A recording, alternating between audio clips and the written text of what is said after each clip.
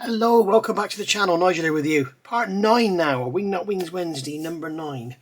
And today we're going to be looking at some more of this Fokker E.IV, which I'm struggling with. If you remember, we got the fuselage scene finally done. So that's all good, so that's ready for paint now. But now we're looking at this aluminium and this turned rifling finish, as I say. So if you remember in part 8, I said I was going to get in touch with Ray and ask him how he did it. Well, he was quicker than me. He got in touch with me and he sent me some stuff. So let's have a look. He sent me this book here. This is on the Fokker E.1, E.2. But basically, other than the engine and the ammo, the aircraft were pretty much the same. So some great reference information in here. And also some fantastic pictures like you can see here. Got a close up there. You can see the rigging around the undercarriage, which is really handy. I haven't got a picture like that, so that's really handy to see. And some great pictures going through, and we have some wonderful pictures like here of the turned rifling on the cowl. So some great reference images here, and more to talk about that in a second. So yeah, really good. There's some other fantastic images of the rifling there. You can see it all in the inside as well, which is too late for me now, but maybe build another one day, who knows, I doubt it. You can see it on there as well. Great images, fantastic. Thank you very much, Ray. And here we have folded wings, ready to go onto aircraft carrier. Not. So there we go. So they've got some fantastic drawings as well, as always. And then, yeah, really nice. Thank you very much, Ray. Unbelievably valuable pictures, unbelievably valuable. Thank you very much. So there we go. So that's the Wingsock data file 91. If you want to try and get hold of one of them. And then he also sent me this. This is Wingsock Worldwide, and this is from 2012, so a good 12 years old. And this one's featuring the Wingnut Wings new Duelist box set, which was the AMC DH2 and the Fokker E.IV. As shown there. We've got an early and late E.IV, all reviewed with detailed E3 build log, plus exclusive 1/32 scale Fokker E.III plans. Now remember, this is a Fokker E.IV, but again the E.IV had the twin rotary engine, and the E.III had the single row. Okay. So we can see in here, got fantastic readers gallery, beautifully built Harry Tate there, RAF Harry Tate, RAF RE8, RAF A3 ram from Dennis Ogulano. Sorry if I've slaughtered your name. Douglas Craner has done a beautiful Albatross D3 there. And then here we've got some new products out in 2012 decals and stuff, some more built models. And then here we've got some fantastic scratch building techniques, which is absolutely incredible. Absolutely mental. Crazy. Unbelievable. Some fantastic modelling. And then getting on to the bit that we're interested in. So we have here a finished E3. See the dog laying on the back there. He better get out of the way quickly, hadn't he? So we can see a lovely E3, and we've got, again, one of these build guides. Well, obviously my cockpit's already done and everything. You can see it's all beautifully done and photographed and recorded with all the paints used and all the wood graining used and everything.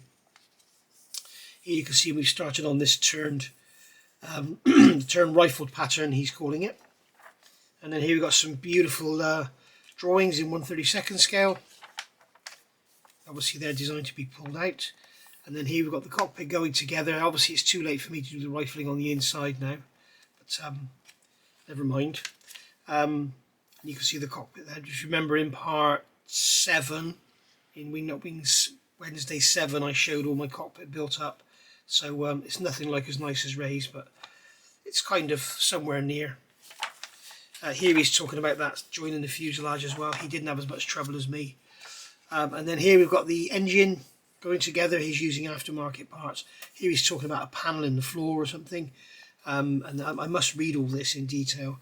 And then we've got the wings and the tailplane. What's really interesting here is giving me, because I've never really built a World War I aircraft, it's giving me a build sequence. And I did actually ask him you know, what is the build sequence? I'm assuming you paint and deck all the fuselage and everything before you put the wings on. And sure enough, yes you do. He said, don't worry, it's all in that book knowledge. And there's some tips here about rigging as well, which I must read time and time again, so it goes in. And then here we've got the AMC DHC. I've got one of these. And this kit is going together, and he's just doing it as a, you know, like a dummy build, all in grey plastic, no painting or anything. And there we go, we can see some pictures there of the real thing. Picture of one there being transported on a truck. And then here we've got the dualist being built up. Now on here you can see that Ray is showing the various different sort of differences between the aircraft, and you can see on here the superb Schwarz nose. This is dedicated upper Kobe. Wingnut Wings have provided an excellent miniature of the cook's weapon of choice, and lo and behold, there it is. And you can see on there, put the light on to show you this. Come here, light. You can see on there the rifling that he's done, and I'm really glad he sent me these because it's made me look at something which I shall show you in a minute. And then going over the page, turn the light off. The DH2's coming together. You can see the decals there. There was another image I wanted to show you. I can't see where it's gone. That's a bit weird. There was another image because he's also sent me this one, and there was an image of this, and you can see this one has the bulge in the side. But this one's actually got the gun made up as well, but I've already made my guns. So there you go. So absolutely gorgeous. Now, as I say, I'm really glad he sent me this because it's made me look at the pattern. If you look at what I've been doing, we'll have a quick look at this again. And then here's this pull out. This is from 1983, from July 1983. So what's that, 41 years old now. There we go. You can see this is a very good example of the rigging. It's interesting to see how it's all just looped around that lower pole. So I was wondering about that. Very, very nice indeed.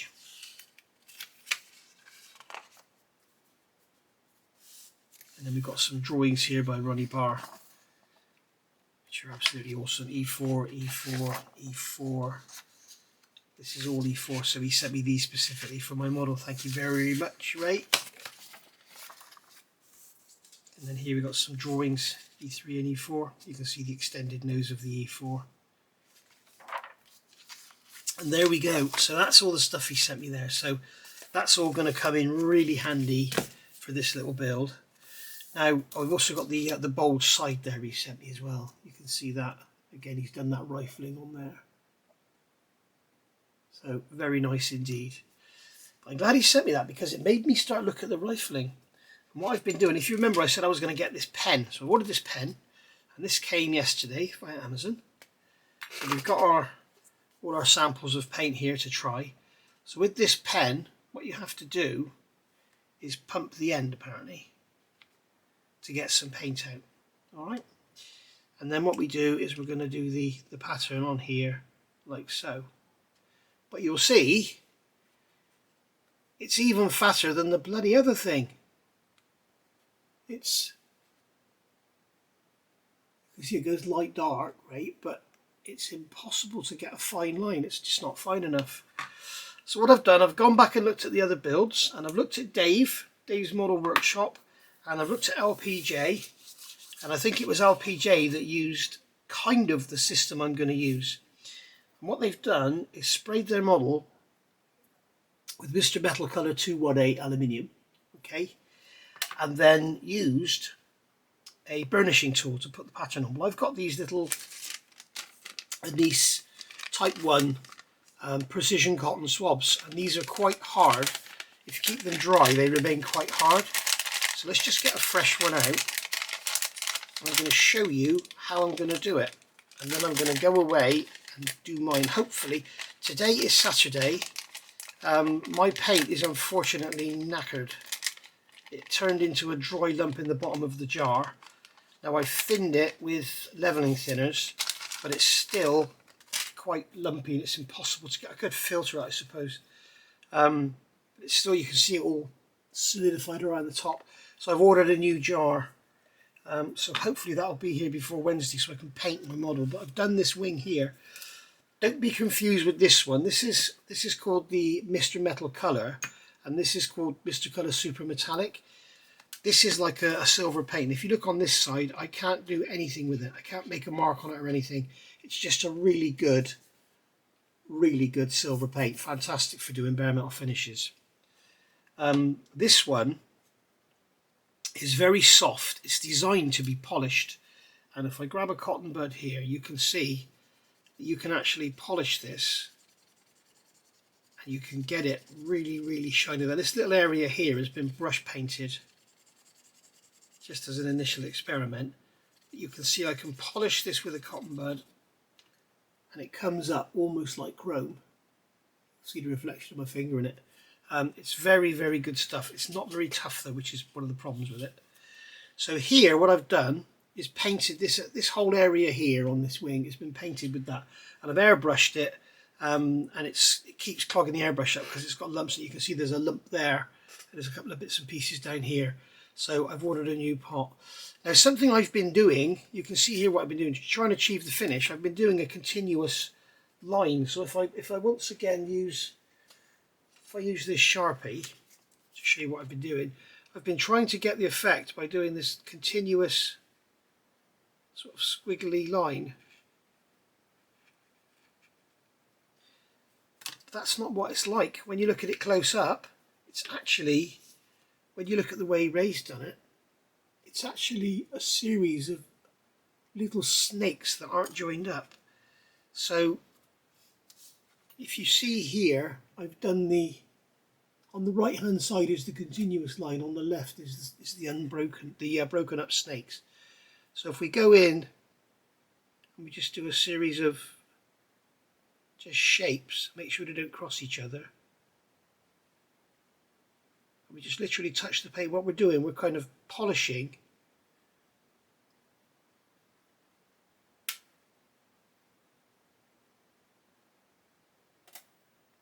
just polishing one little area. Now that one's actually quite blunt.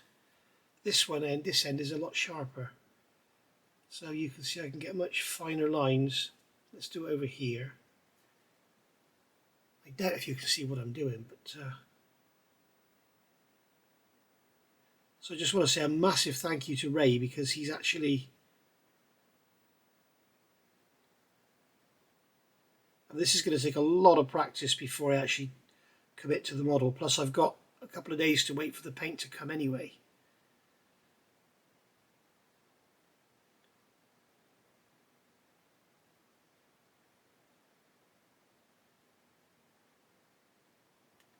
Yeah, see, I'm not over the moon with that, but you can see the effect.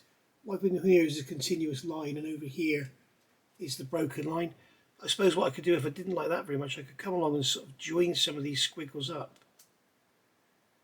You can literally just touch it and it makes the marks. You don't need to press at all.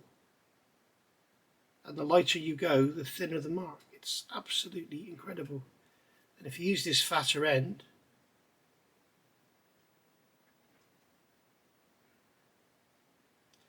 so I want to say a massive thank you to Dave's Model Workshop and LPJ for the help on doing that. The only problem is, after you've done this, you need to give it a quick wipe over, and I'm going to use this cotton bud because you need to be careful because you're going to polish it, you see. But basically, it's sort of just, it's raising little bits of paint so it goes all dusty. And then I'm going to have to seal it with something, and I don't know what. I'm going to have to go back and have a look at Dave or LPJ, whichever one it was, and seal that up, because obviously as soon as you start handling it, this is going to happen. You can see it's gone. Actually, I wonder if I polish it and then do this, do I get the same effect? No. But you can see out here, if you concentrate in this area, you've got it dark,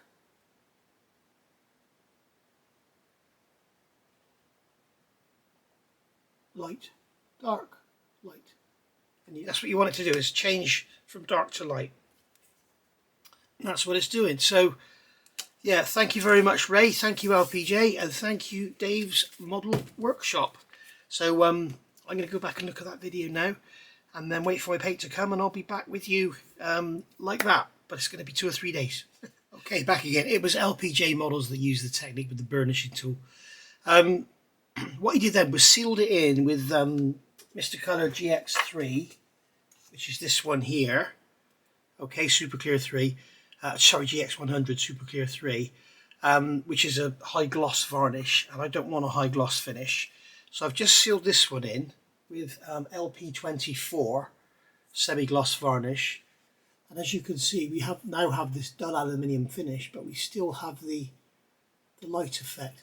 It could perhaps be slightly more glossy, so maybe I'll have a little experiment with some more.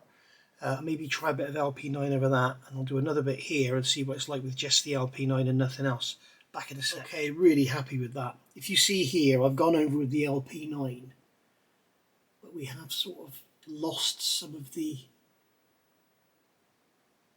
I don't know how to explain this. It's kind of, it looks like it's just a pattern that's been clear coated over. Whereas when you look at it here, where I've only used the LP9, we still have that. Where's the light? We still have that effect of light dark. So that's what I'm going to do. I'm going to spray it with the MC218, just a metal colour 218, and then do the pattern, and then give it a going over with LP9. And of course the beauty of this is, if it goes pear-shaped, I can just rub it off and paint over it again. So yeah, cool. Right, see you in a minute.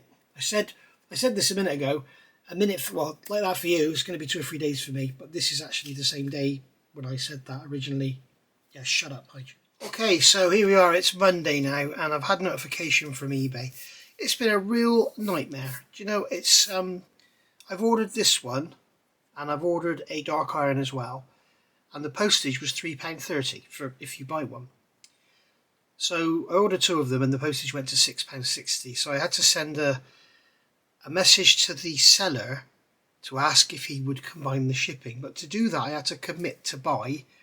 And then once I'd committed to buy, if the seller said, no, it's going to cost you £6.60, I would have had to pay £6.60 to have 2 pots of paint sent. It's absolutely bloody ridiculous. So I emailed him, and I told the guy, you know, it's actually a train shop. He had it in stock, and I said to this is absolutely bloody ridiculous. I'm sorry, you've had to receive 2 messages. You had to receive one to say that I'd committed to buy and ask the question, you know, do you combine shipping? And then I had to put an inquiry in to ask if you would combine shipping. It's just, oh, eBay's becoming a joke. It's so expensive as well to sell anything. It's really ridiculous. Anyway, so what I'm going to have to do is take my chances and use this groggy old paint. Now, I'm not really sure how I could filter it. I don't have any sort of filters as such. I don't know if I could pour it through some toilet paper. That might end up with fibres in it. So what I'm going to do is just suck it and see. So I've got my little Iwata airbrush here with a 0.3 needle. I'm just going to pour some of this in there and hope for the best. Wish me luck. Let's see how it works out. Let's see how this works out. Let me wipe that jar off as well, because it gets very sticky, this stuff. It turns into like a gooey mess because it's quite soft. So let's just do a little test on here first.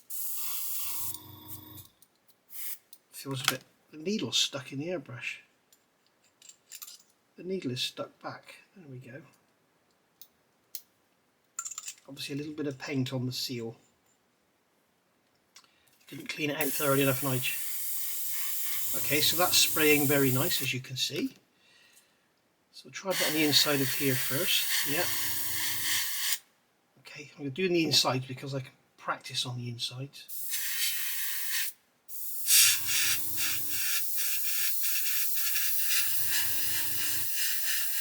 That's spraying absolutely beautifully, I must be honest. Grab a little wooden part stand. I'm going to give it all 2 coats as well, because I'll make sure I get a nice even coverage on there.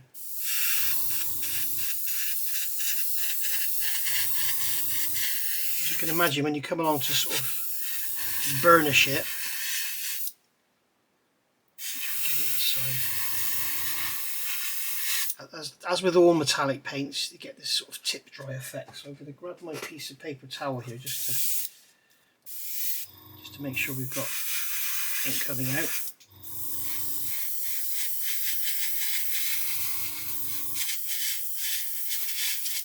There we go. As I say, I'm going to give everything 2 coats.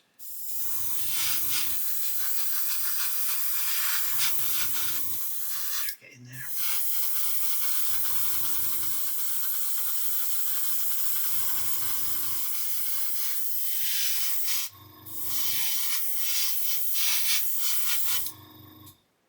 There we are. So I'm going to let that dry. Here.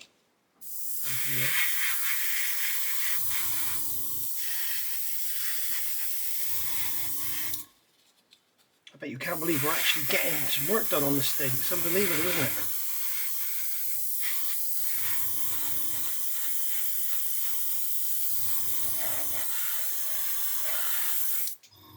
I must go and read Ray's books as well, because I believe that there is a wooden panel. That there. I'll have to go and check. Of course, Ray was concentrating on the E2 and 3, and this is the 4. But he did also tell me that they're fundamentally the same. So there we go. The beauty of this stuff is, unlike most metallic paints, if you let most metallic paints puddle, you end up with this sort of metallic-y, shiny patch. Whereas with this, it doesn't do that. It just forms this one sort of dull. You can see it's a dull grey colour, grey silver colour. So I'm going to go back and give all this a second coat. I'm going to do it in the booth so it doesn't stink. I'm going to have to refill the airbrush, and I'll see you back for you in a second. For me, it's going to be hours. Okay, and we're back. So as we know, we've got to try and achieve this finish that we've got on here. It's not going to be easy at all. I reckon I'm going to mess this up a few times, but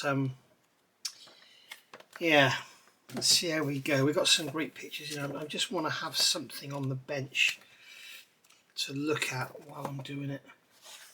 There is a really good one in here, I seem to remember. Really does show it off.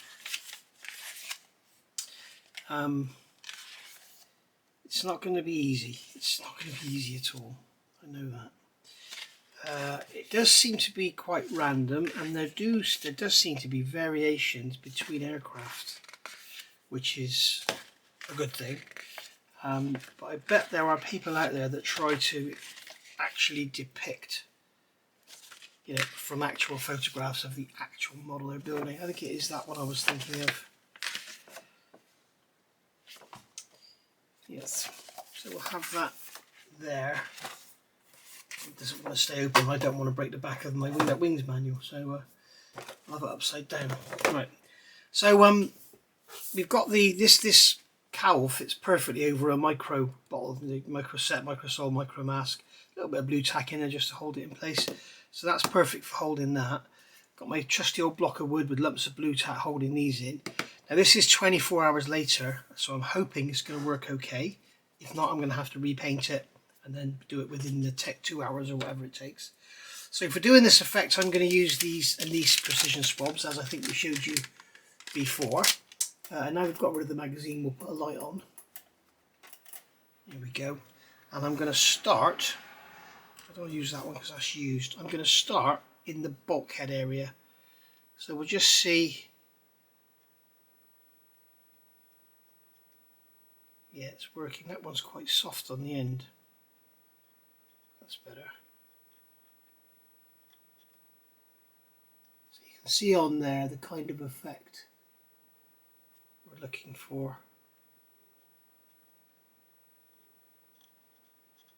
It is very subtle.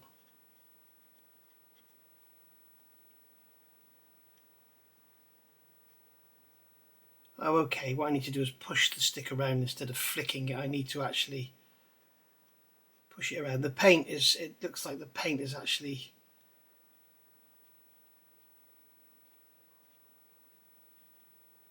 not as thick as it was. What on earth? Oh dear.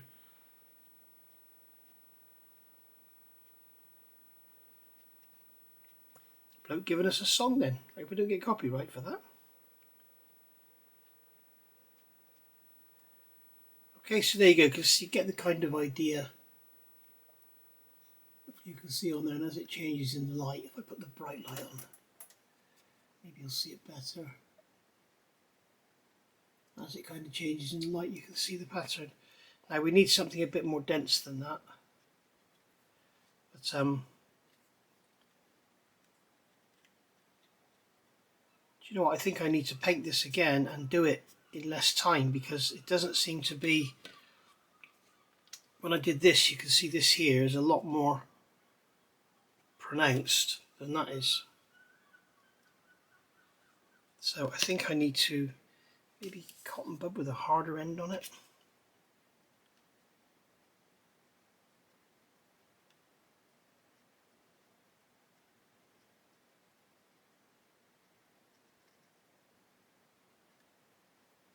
I'm not so sure that this is going to work. It certainly worked on that scrap wing, didn't it? I think we need to do this within, perhaps within an hour of putting the paint down or something.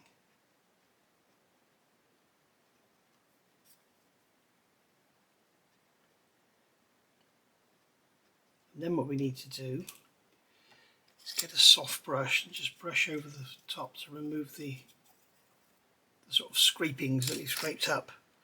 I don't know if you can see that. I mean, it is. When I catch it in the light, you can see that it becomes very apparent. I actually quite like it, but I don't think it's dark enough. It needs to be.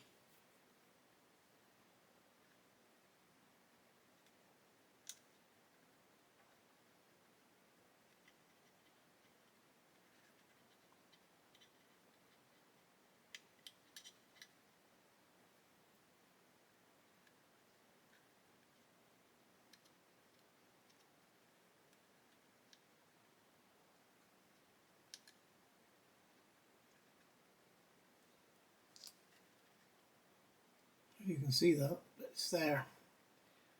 Let's have a go on one of the sides and then we'll see how we go. Okay, so as you can see or not see, I don't know if you can see that on there, but it's very subtle, it's too subtle. I'm going to paint it over again, especially down here. It's hard to get any effect at all on the bottom. But when you compare that to what I've done here, you know, there's just no comparison. I'm happy with the effect I'm getting, but it's just too subtle. So I think what I'm going to do is just give it a light coat again and then just leave it for sort of half an hour to dry and then try again. And I reckon with very light applications I'm going to get the same effect.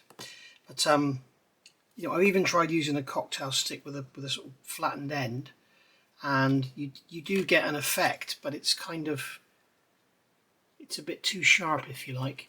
Maybe just try something, because no doubt, you know, you'll be thinking in your heads, well, what if you soften the end of the stick a bit? There we go. Just let's just get a sponge just to take any sharp points off it. That's nice and smooth now. So I don't know how that would work. You see, it does work, but you get a very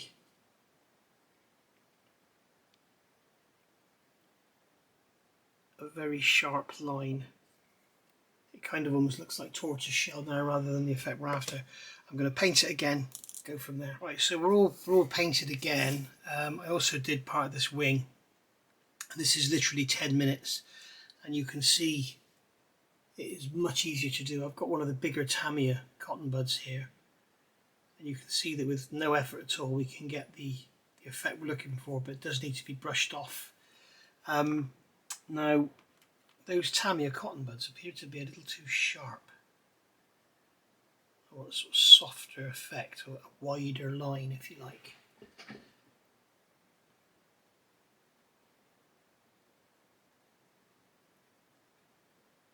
So yeah, I mean after 10 minutes it works, but it's a little too soon I think. I think what I'll do is give it like half an hour and see what it's like. But you can see down here that, you know, we've really got, it's very, very easy. The trouble is if you touch it, it's going to mark it as well. Let me just see if I put my finger on there. I don't know, if I drag it's going to, actually no it doesn't.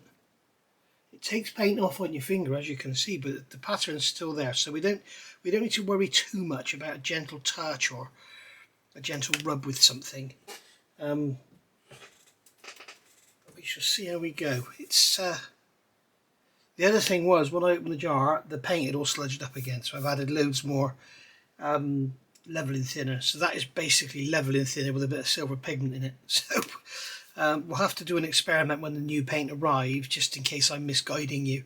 But I'm sure it'll be very, very similar. So there we are. I'm not sure if this paint, this paint I'm using, I think I showed you earlier in this video, this video's been made over like 3 days. Mr. Metal Colour 218 aluminium. I always thought it was enamel based, because when I've put oil washes over it, it tends to reduce it. But I'm thinning it with leveling thinners and it's thinning it absolutely fine, and it's spraying beautifully. And it marks up lovely as well. So we can see we got that. Remember, that's the effect we want. We want light, light, dark, light, dark. Okay, so I'm going to give it another half an hour, maybe an hour, and see. Okay, so due to cramps in my fingers, I've actually cut this Anise Precision Cotton Swab Type 1 into a pin vise. It makes it a lot easier to hold, then we can just do the pattern. So this has been about half an hour. You can see I've done there in behind the engine. I've done the bottom. You can see they're going light to dark. There you go. So all I'm doing is just some random sort of squiggly little patterns, as you can see here. I don't know if you can see me doing this. It has to be a certain angle for me to see what I'm doing. And unfortunately, as selfish as it may sound, me seeing what I'm doing is more important than you seeing what I'm doing. To me, at least. So all I'm doing is just generally sort of straight lines, little squiggles, complete curves, like question marks almost. And when you try and look at them to find some sort of uniform pattern, there is none. It is extremely random. There's one bit on there where it literally goes sort of, there's a bit like this, like a circle, and then it goes like that. Just two straight lines next to it, and it looks, I tried it on the model, it just looks awful. So I think what you've got to do is just do what you think looks good, you know, bearing in mind the pictures and stuff you've seen. So there we go. Hopefully you can see the kind of effect there. Dark, light, dark, light. There we go. So just random. I also had a good look at the pictures. They don't seem to follow on, so you don't seem to see a line following from there onto the cowl. They all seem to be done as separate panels from what I can see. And they do tend to go up to the edge, so, and it does look like these edges are polished. You've got the edge on here. It looks like there's that edge there. Look, it looks like they're polished, so we may be able to wipe over them with a cotton bud as well and give us that shiny edge. We'll look at some more resin. Where did that come from? We'll look at some more reference shots. So there we go. Today is Tuesday, by the way. Tuesday the 21st of May, 2024. So you can see this is a pretty tedious operation. And it's kind of, it makes you want to just throw it out the window, to be honest. But I think the finished result is going to be very, very satisfying. Especially if other people see it. Like if I've got this on a shelf downstairs, and someone sees it in there, I think they're going to be like, wow. You know, a modeler probably wouldn't say that because they're probably looking at it and think, you messed that up. But I think the general public, families, stuff like that, I think they would look at it and be very impressed. I think it's well worth a shot. I think the trouble is now these days these things are so bloody expensive, isn't it? Isn't it? See? So there you go, you can see the effect on the side of there. There we go, dark, light, dark, light. So I'm really happy with that. I'm just going to get some weather in anyway. So I'm just going to carry on doing the same thing.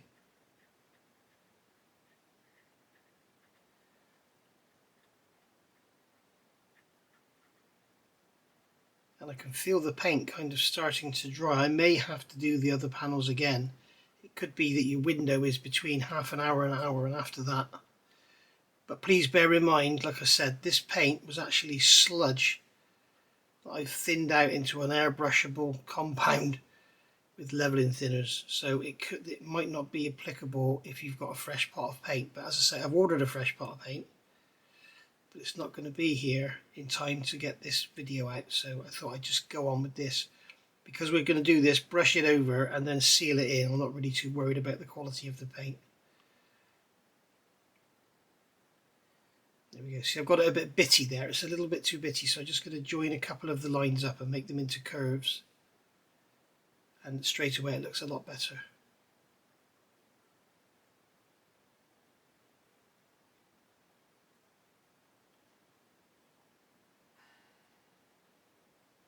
It feels like it's getting tougher.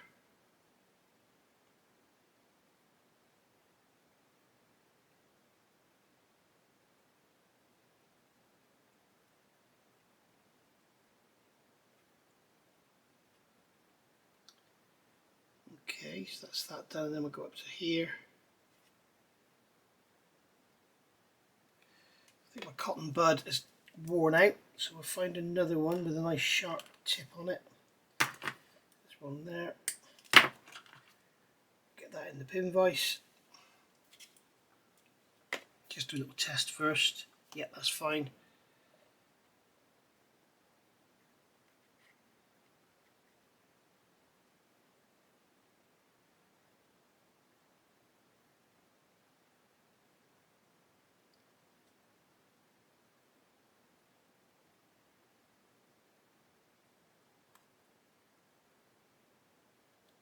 Just catch it in the light so I can see it.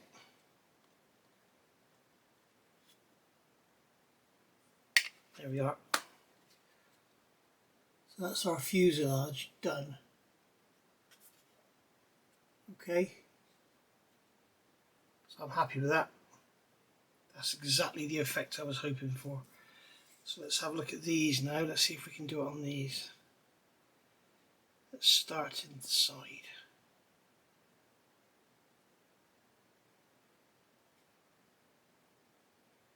I mean, it could well be that different guys did different panels, so you may have a completely different pattern on some aircraft. I doubt if one guy came along and did all the panels. And then in maintenance, panels may well have got swapped.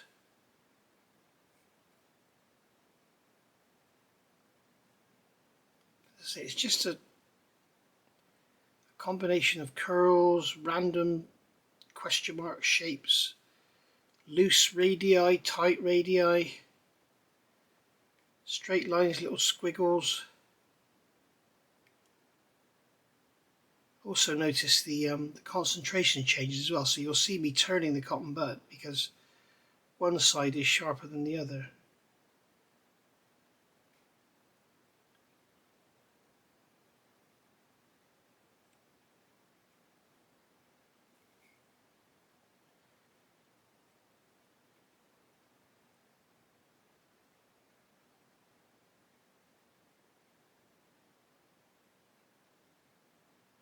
And there we go.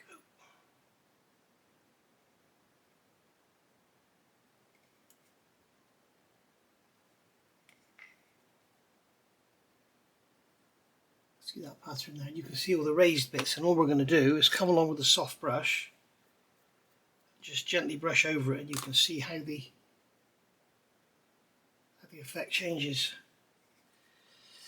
This is extremely satisfying. If I can pull this off, I will be so happy.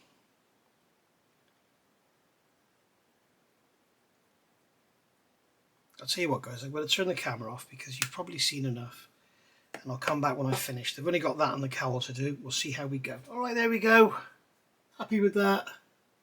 All done. You can see it changing colour. There we go, that's what we want. Okay, so really happy.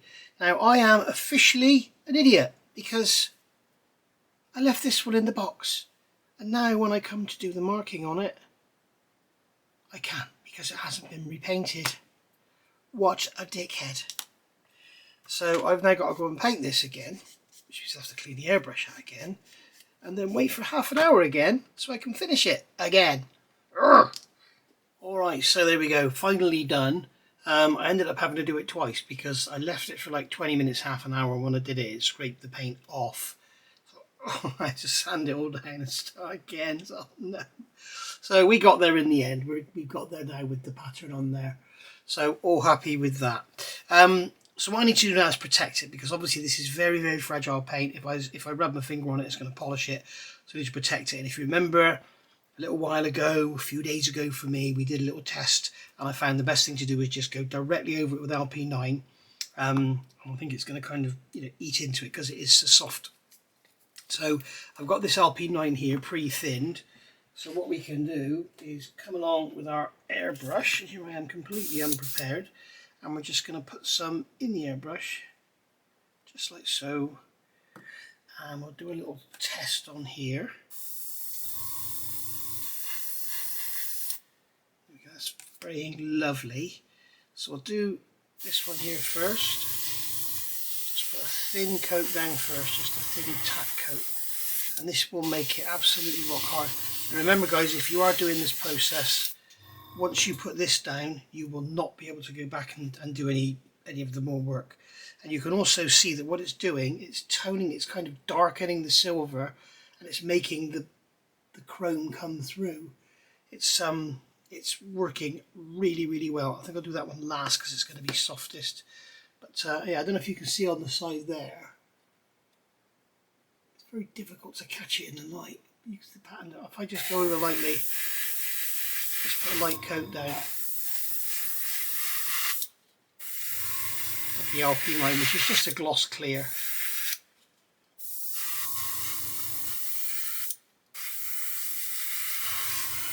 I just want a light coat initially. I don't want to put anything heavy on because I don't necessarily need it to be gleaming shiny. What I don't want to do is have it wet and then it pulls the paint, you lose the whole effect, and then you have to start all over again. So just put a light coat down, just as if I was doing over decals. You put a light coat down first, just to give it something to bite on. Okay, see, I've masked up my bottle because I'm such a tart. And then this is going to be the moment of truth. What's going to happen here? There we go. That's fine. Right. So I'm just going to do a little test spray again. That's interesting. Now normally if you use clear coat over polished areas you lose the shine, but you can see we've still got the shine with this. So if I go heavy, see how it dries back. So I'm going to give all this another coat because that's dry already.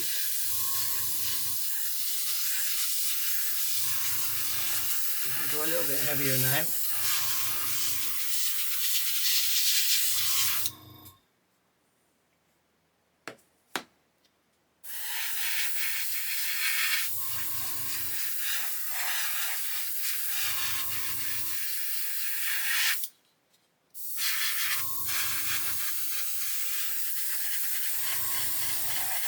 I've upped the pressure on the airbrush to about 20 psi just to sort of atomize the paint a bit better, get it on as a mist. I really don't want to start flooding anything. Right, I'm going to leave that for 10 minutes to dry, and then I'll come back and give it another couple of coats, and then we'll see how it looks. Okay, there we go, clear coated. So you can see now we've got the, can I catch it in the light? Light and dark. Hopefully I can catch it in the light and show you. There you go. Okay. So happy with that's come out. I'm not very happy with this panel here. This is my own stupid bloody fault. It's not the same pattern as the rest of it. It's way off. You know, my advice to you guys, if you're doing this, make sure you do it all together while you're in the flow, because I have not replicated the pattern on there anything like it is on these. So I might dummy build it, see how it all looks. If it looks okay, I'll leave it, but if not, I'll go back over it. But you can see now we've got this clear coat on here, so we've got a nice protective surface to you know, so we're not going to start rubbing off that silver paint. I guess the test is to just rub it, and if your finger stays clean, then you're all right. Because as soon with this paint, as soon as you rub it, you can see you get a silver tinge on your finger. So if you get that, then you need more clear coat. So we're good to go. Right, so we'll leave that to go off for a few hours, and then I think we'll look at our masking, dummy build, and see how it looks.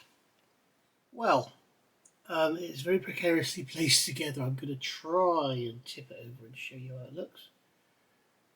I'm happy with that. We do have some variation in colours, but that does look like the real plane is like that. The other thing that's really nice is that when you look at it in different angles, it all changes. It's very impressive. I'm going to leave this panel, I think, because once the guns go in there, you're only really going to be looking at this little bit here. So yeah, I'm going to leave that as it is. Notice I haven't done these little blast panels there for the guns, so they weren't done by the look of it. So yeah, happy with that. That panel there is sitting up because it's still got a lump of blue tack underneath it, but there we go, it's all falling apart. So there we go. I'm going to call that a day for this one, and I'm going to let this dry for 24 hours or so, and then I can look at masking, getting the camouflage colour painted on here, and then we can start really pushing forward. Something I do want to look at here, I don't remember what I masked off here. Now I saw in Ray's book something about a wood panel. Have I done a wood panel under here or not? That is the question. I keep doing this, I sit back and I go off camera. Sorry about that. If I was off camera, I apologise. Right, so I can get under there. Oh, look at that, I've done a wood panel. It's not my best wood panel, but it looks like a very fine plywood panel.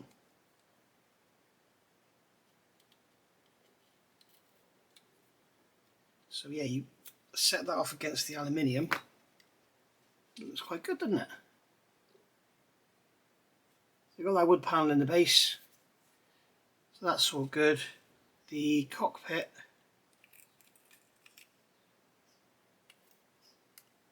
I'll have to do some touch up on there. I think I've got the aluminium onto that frame there, but I'm not even sure if you're going to see it, to be honest. Once this goes on, no, you're not. So no big loss there. If I can get that blue tack off of this one, we'll then be able to see how this looks when it's fitted properly.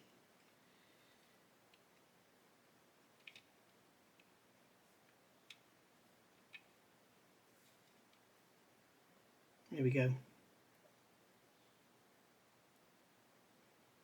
So you can see when I move it around the light, you'll see the different shapes and everything working together. Put the cowl on the front.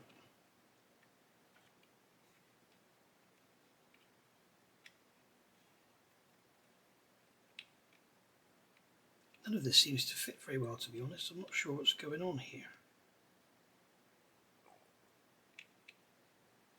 It's almost like that panel with the guns in wants to be lower down at the front.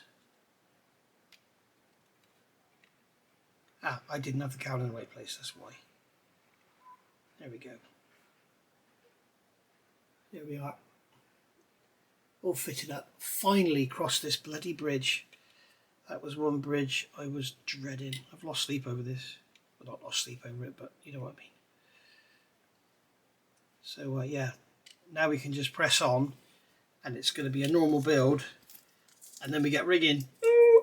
I have never ever done rigging using turnbuckles and stuff, but I'm determined to do it on here, and I'm sure with the help of some words from Ray it'll all come together. But yeah, this is going to look great when it's got all the rigging and everything on it. The wings sticking out the sides. There's a wing there. It's going to go in there like that. So you can see it's all going to look good. Shame it's not a biplane, but we've all got to start somewhere. So here I am making videos, and this time I'm the beginner. So there we are in pieces. We forgot to look inside the cockpit, didn't we? So you go. So now you can see in there basically what I've done. So yeah, all good. So right, there we go. So I'll see you next week for part 10, and we'll continue with the build. I want to give a massive thank you, massive shout out, thank you to Ray Rimmel, for sending me these fantastic books. They are worth their weight in gold for reference material, and also in this one we've got the build sequence, which is where I am going to come unstuck, so I'm just going to follow what he's done in there. But yeah, so next is going to be painting the fuselage and then putting the decals on and everything. Basically getting, I think he paints the wings and gets the decals on them as well, but I don't know about doing the rigging and stuff. I'll have to email him, because I want to use, you can see on here there are turnbuckles, and I want to use turnbuckles, so rather than just have easel going through the wing. But we shall see. But something I noticed in here, something he said and something I did think of, is when you look at this, you've got this big turnbuckle up here, and you've got one going down there, and then it comes out the bottom to the undercarriage, and then it comes up the other side, and then it goes up to there, and then it goes to the outside, down to the undercarriage, back up to the outside, and back up to there. So that could be made with one length. So that'd be quite interesting. But as I say, I want to use turnbuckles, so I don't know if you can get... I know Ray talked about in one of his books that Wingnut Wings were talking about making turnbuckles that were basically tiny little things with a slot in the back, and you just lay them down over the cable, over your easy line once it's in. But I don't think they ever made them. But we shall have a look. I'll get in touch with Ray in the meantime, so I'll see you next week and we'll have more information. But I think we're a couple of weeks off of rigging, but we're going to get this baby finished. And I almost forgot, I also want to give a massive shout out to LPJ Models. Thank you very much, mate, for sending me down this path of using this MC2. And I didn't quite use a burnishing tool because I haven't got one. I ended up using my little cotton buds. But yeah, thank you very much for sending me down this path. It's been a nightmare thinking about it, and you helped me along the way. So thank you very much for that. And I should be watching more of your builds in future.